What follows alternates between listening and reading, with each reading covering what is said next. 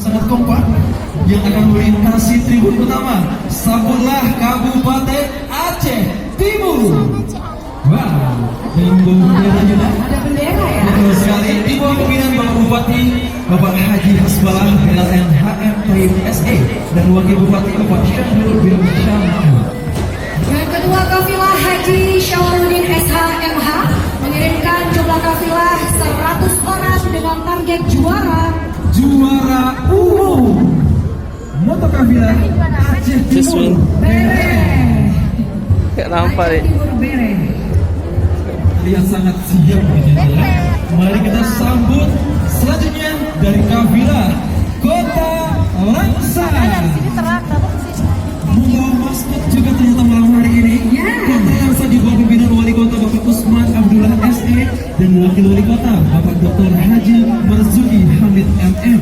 Halo.